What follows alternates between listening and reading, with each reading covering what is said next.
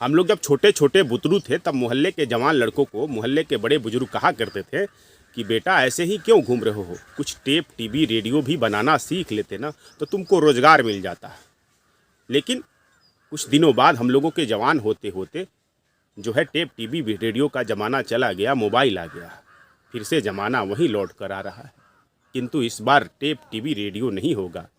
जरा आप सोचिए कि आपके आने वाले समय में आपके खेत में कीटनाशक दवाई छींटने के लिए कोई ड्रोन का इस्तेमाल कर रहा हो, और यह भी सोचिए कि आपकी खेती की ज़मीन की सर्वे करने के लिए बिहार के दियारा इलाका में भडारू की भट्टियों की खोज करने के लिए ड्रोन का इस्तेमाल किया जा रहा हो।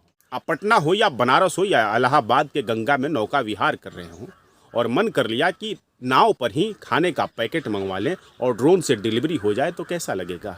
या अशोक राजपथ में जाम की टोह लगाने के लिए ट्रैफिक पुलिस ड्रोन का इस्तेमाल कर रही हो तो आपके ऊपर ड्रोन उड़ता नजर आएगा। या हो सकता है कि लहरिया सराय के थानेदार ड्रोन से अपने क्षेत्र के उचक्कों की थाह ले रहे हों तो माहौल तो एकदम में से बदल जाएगा।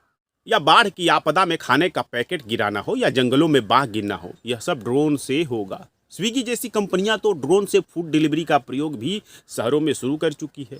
भारत में भैया 100 तरह के ड्रोन है, यह जान लीजिए। कोई आग बुझाने वाला है तो कोई बीज गिराने वाला है तो कोई सोलर पैनल की सफाई करने वाला भी है तो कोई पाइपलाइन का निगरानी करने वाला है और वीडियोग्राफी करने वाला ड्रोन तो देख ही रहे हैं। भारत का लक्ष्य है कि 2023 में लगभग 1 लाख ड्रोन तैयार होंगे, यानी 2025 तक ड्रोन के बिजनेस 1000 करोड़ होने का अनुमान है। और सरकार का कहना है कि बिना ट्रेनिंग और लाइसेंस के ड्रोन नहीं उड़ाने देंगे। मैं 250 ग्राम वाले नैनो ड्रोन की बात नहीं कर रहा हूँ और ना ही चीन में घुसकर हमला करने वाले ड्रोन की बात कर रहा हूँ। अब ऐसे जानिए, थोड़े दिनों बाद 70% drone technology artificial intelligence, machine learning और रिमोट सेंसिंग फीचर से युक्त होगा, क्योंकि इसका सर्वाधिक डिमांड कृषि में है। भारत में सरकार ने ड्रोन के सुरक्षित उपयोग के लिए साल 2018 में एक नीति जारी किया था। इस पॉलिसी के तहत उनके वजन के आधार पर अलग अलग कैटेगरी में विभाजित किया गया था ताकि उनका रेगुलेशन किया जा सके, कौन किसको उड़ाएगा, किस काम में कौन सा ड्रोन आएगा। इसमें एक नैनो ड्रोन है जिसको 250 ग्राम तक का होता है, माइक्रो ड्रोन जो 250 ग्राम से 2 किलोग्राम का तक का होता है, और छोटे ड्रोन जो 2 किलोग्राम से 25 किलोग्राम का होता है, और मध्यम ड्रोन जो 25 किलोग्राम से 150 किलोग्राम का होता है, और कुछ जो बड़े ड्रोन होते हैं जो 150 किलोग्राम से अधिक के होते हैं। इस नीति के तहत नैनो ड्रोन के अलावा सभी प्रकार के ड्रोन डिजिटल स्काई नाम के प्लेटफॉर्म पर रजिस्टर्ड होने चाहिए। यह आवश्यक है, इसलिए अब कोई भी ऐसे भी ड्रोन नहीं खरीद सकता है और न ही ऐसे उड़ा सकता है। अब ऐसी स्थिति में यहीं पर अपन बेरोजगारों का धंधा शुरू हो जाता है। तो बात यह है कि भारत ड्रोन का हब बनने वाला है। अभी दुनिया के जितने ड्रोन हैं उसमें मात्र 4% के आसपास में ही भारत की साझेदारी है ड्रोन में। आप क्या सोच रहे हैं? यह होने जा रहा है भैया, भारत ड्रोन का हब बनने जा रहा है। भारत में भी एक कंपनी है जो ड्रोन AI और मशीन लर्निंग तकनीक से लैस होकर कृषि के लिए ड्रोन का इस्तेमाल कर रही है। अब कैसे कृषि के लिए ड्रोन का इस्तेमाल कर रही है, थोड़ा सा समझिएगा तो आपको इसका अंदाज़ा होगा कि कैसे आपके खेतों के ऊपर कुछ ही वर्षों में ड्रोन उड़ते हुए नजर आएंगे।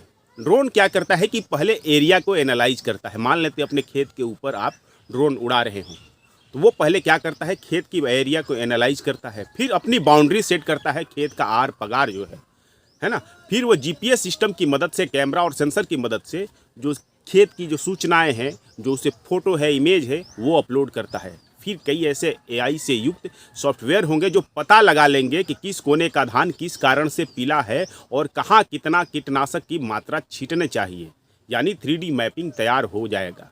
यह ड्रोन ही कर देगा। उसके बाद ओलावृष्टि में कितना फसल का नुकसान हुआ है या कितना उत्पादन में वृद्धि हुआ है, यह सब सरकार को ड्रोन की मदद से पता चल जाएगा। ड्रोन तकनीक का लाभ यह होगा कि फसल उत्पादन बढ़ जाएगा, लागत में बचत होगा और समय से दवा का छिड़काव होगा, क्योंकि आपको लोगों से पूछने की ज़रूरत नहीं होगी कि भाई हमारा धनवा क्यों पीला हो रहा है, इसमें कौन सा दवाई छींटना हो। ड्रोन उड़ाकर ही पता चल जाएगा और फिर ड्रोन से ही स्प्रे कर दीजिएगा पूरा कीटनाशक को। अब हाथ से नहीं होता है ना कि हाथ से छींट रहे हैं दवा, तो वो वाला बात नहीं है, ड्रोन ही इसके काम में आएगा। और थोड़े ही दिनों में, आपको लग रहा है कि अभी देर लगेगा, जी नहीं, थोड़े ही दिनों में भारत के खेतों में ड्रोन उड़ना शुरू हो जाएगा। अब ड्रोन उड़ाने के लिए लाइसेंस की आवश्यकता है, उसी तरह से जैसे ड्राइवरों के लिए लाइसेंस की आवश्यकता है, और इस लाइसेंस को लेने के लिए ड्रोन पायलट की आपको ट्रेनिंग लेना होगा। तो अब बात पायलट ट्रेनिंग कोर्स की थोड़ा सा कर लेते हैं, क्योंकि मेन मुद्दा तो यही है। तो DGCA अप्रूव जो ट्रेनिंग इंस्टीट्यूट से पढ़ाई करने की लागत जो है 65,000 से लेकर के 1 लाख रुपया तक का है। देश के 10 से राज्यों में 18 ड्रोन पायलट ट्रेनिंग संस्थान खुल भी गए हैं, यूपी और झारखंड में भी हैं, अपने बिहार में नहीं है। कुछ संस्थानों का नाम भी अब आपको बता ही देता हूं। जैसे उत्तर प्रदेश में है इंदिरा गांधी राष्ट्रीय उड्डयन एकेडमी, फ्लाईटेक एविएशन एकेडमी सिकंदराबाद में है, red bird flight training academy private limited Baramati में है, यानी महाराष्ट्र वालों के लिए है, alchemist aviation private limited Jamshedpur में है। तो इस तरह के कई संस्थान हैं जिन संस्थानों से आप ट्रेनिंग ले सकते हैं। और ये जो कोर्स होते हैं वो शॉर्ट टर्म के होते हैं। इसके बाद आपको लाइसेंस बनाना पड़ता है। लाइसेंस बनाने के लिए आपको रजिस्ट्रेशन कराना पड़ता है, जिसका फीस लगभग 25,000 रुपया है। और यह सब करने के बाद ही आपको ड्रोन उड़ाने की अनुमति सरकार देगी। मैं फिर से कह रहा हूँ, नैनो ड्रोन के लिए नहीं, बाकी वाले ड्रोन के लिए। नैनो ड्रोन से तो सिर्फ फ़ोटो खींचने का काम होता है, बाकी तो होता ही नहीं है। इसके अलावा भारत के ड्रोन हब बनने के बाद में चिनिया बादाम के दुकान की तरह ड्रोन इंजीनियरिंग वाले दुकान खुलने जा रहे हैं, जिसमें mechanical engineer, drone pilot, assembling engineer, field support staff के रूप में आपके दरवाजे खुल जाएंगे।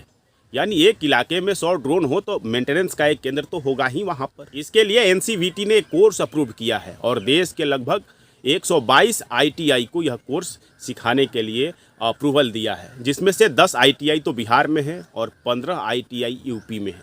तो वहाँ से आप ड्रोन का मेंटेनेंस और रिपेयरिंग का कोर्स कर सकते हैं और 6 महीने का कोर्स है। तो भैया जल्दी करिए, यह सब करने के बाद में आपको रोज़गार मिलना तय है। अभी हाल में थोड़ा रोज़गार का विकल्प कम है, किंतु 2 सालों के अंदर एकदम में सूरत बदल जाएगा।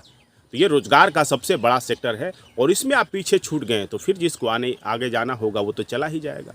यूट्यूब पर यदि वीडियो देख रहे हो और हमारा वीडियो अच्छा लगा तो आपसे अनुरोध है कि सब्सक्राइब करिए और शेयर भी कर दिया कीजिए। और यदि फेसबुक पर देख रहे हैं तो फॉलो करिए और शेयर भी कर दिया कीजिए। अपना ख्याल रखिए। Thank you.